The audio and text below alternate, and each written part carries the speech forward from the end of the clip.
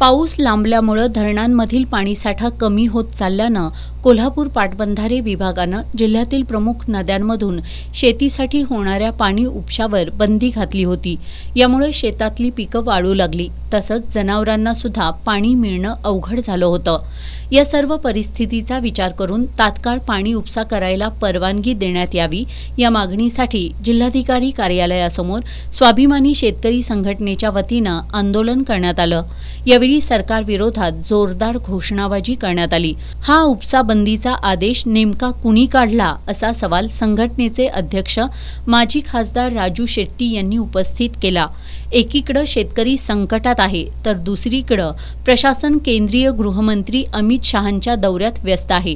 शेतकऱ्यांचा जीव चाललाय, याचं यांना काही देणं घेणं नाही, अशी खंत त्यांनी व्यक्त केली। हे सगळे प्रशासन आज देशाच्या गृहमंत्र्याच्या आगमनासाठी स्वागतासाठी रमलेला आहे, पण इथं शेतकऱ्याचा जीव चाललेला आहे। याच्याकडे कोणाचं लक्ष आहे का? आणि मग एखादा राजा महाराजा यावा, मला इथं यायला 1 तास उशिरा झाला। त्याचं कारण त्यांचं जे काय ट्रायल चालली होती त्यांचं त्या कॉन्वॉयचा, त्यासाठी मला तिष्ठत राहावं लागलं। शिरोलीतनं इथं यायला मला 1 तास लागला। संघटनेच्या शिष्टमंडळानं जिल्हाधिकारी डॉक्टर विजय राठोड यांची भेट घेत त्यांना निवेदन दिलं। यावेळी निवासी उपजिल्हाधिकारी गजानन गुरव आणि पाटबंधारे विभागाच्या कार्यकारी अभियंता ज्योती देवकर उपस्थित होत्या।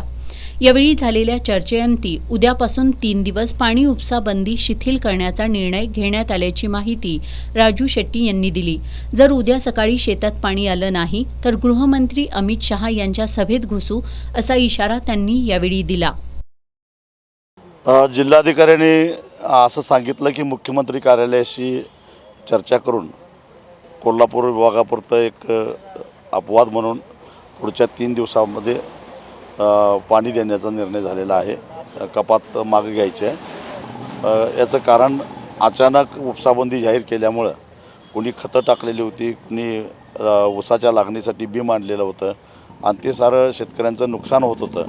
आणि त्यामुळं आता जे काय छोट्या कोल्हापूर टाईप बंधाऱ्यामध्ये साचलेले जे पाणी आहे, त्या पाण्यातून 3 दिवसातून शेतकऱ्यांनी आपले जे काय अडलेली शेतकरी आहेत त्यांनी आपलं आवर्तन करून घ्यावं आणि यासाठी 3 दिवस उपसाबंदी मागे घेतलेली आहे उद्या सकाळपासून।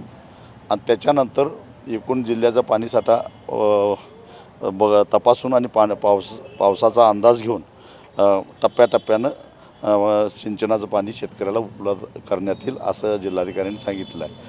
आमचा इशारा कायमच आहे, उद्या सकाळी जर काय आमच्या शेतात पाणी नाही आलं तर गृहमंत्र्यांच्या सभेत आम्ही जाणार। आजच्या आंदोलनात इरिगेशन फेडरेशनचे विक्रांत पाटील किणीकर यांच्यासह फेडरेशनचे संचालक, स्वाभिमानीचे जिल्हाध्यक्ष अजित पवार, तानाजी पवार, विक्रम पाटील, राजाराम देसाई, सचिन शिंदे, धनाजी पाटील, संजय बेले, विश्वास कोळी, बाळासाहेब पाटील आदी उपस्थित होते।